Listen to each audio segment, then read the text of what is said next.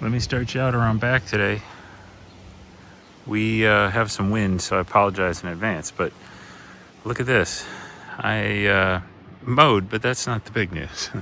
The big news is this pile is 2/3 gone. You can actually see where everything was all mowed and cut away. We destroyed that and unearthed some of the backyard. Woohoo! So this pile still has to be gotten rid of, but everything else here is looking good. We have not touched the shed yet. I mean, I pulled a couple things out, but that still needs to be done.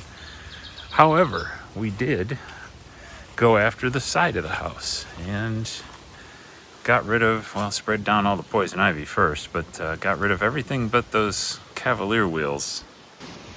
Still there. Who wants them? Everything else we've cleaned up along here. We've got some extra screens and things, but those can stay for the moment. Unearthed a usable box and then some garbage boxes here. A couple of big things before I go in. One is this is for controlling our private sewer system here at the lake.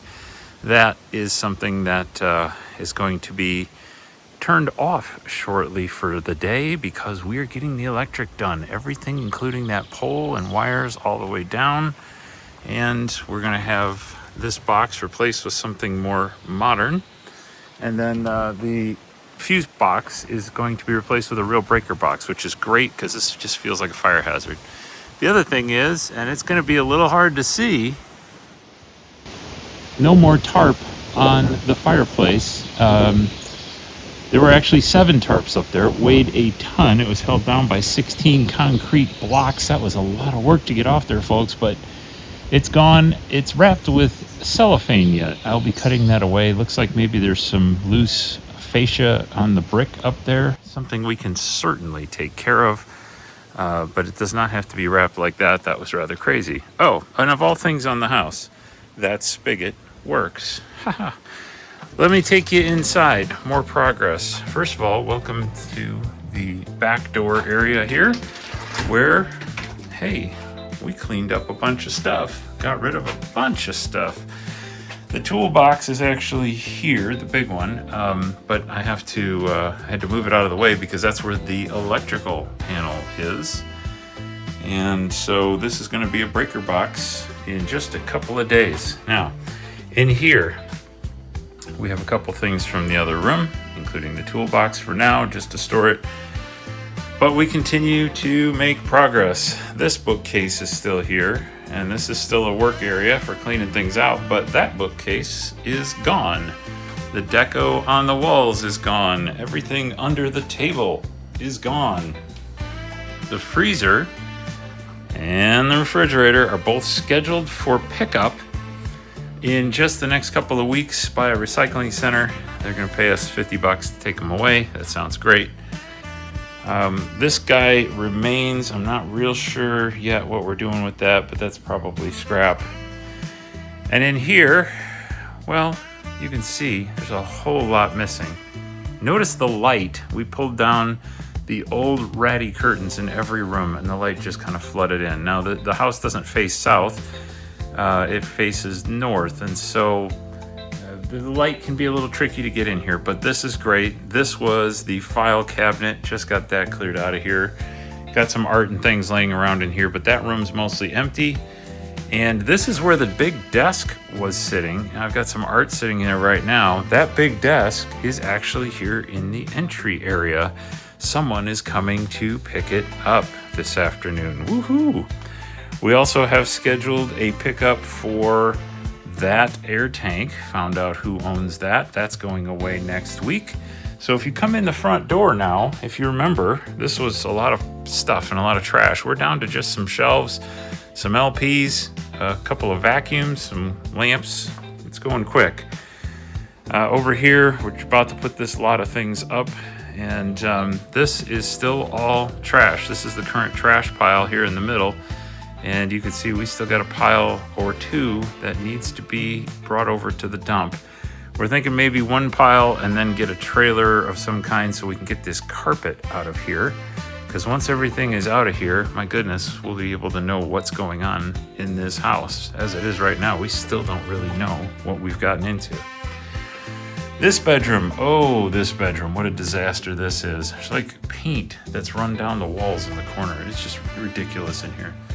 The nasty pink curtains are gone, but the nasty blinds still remain. We have 3 mirrors in the corner, 1 dresser mid teardown. There's got to be 10 lamps to donate right now. This is all old furniture and stuff torn apart, but the closet is in fact empty. We're good to go here. This hallway is empty. No change in the bathroom. It is empty. This bedroom, you can see here, we've done a little bit of cleanup. The dressers are gone. We found those a new home. The closet is empty except for a few hangers to get rid of. This is the only piece remaining in the bedroom. And of course, 1 bag of trash over here where we're still working. But significant, right?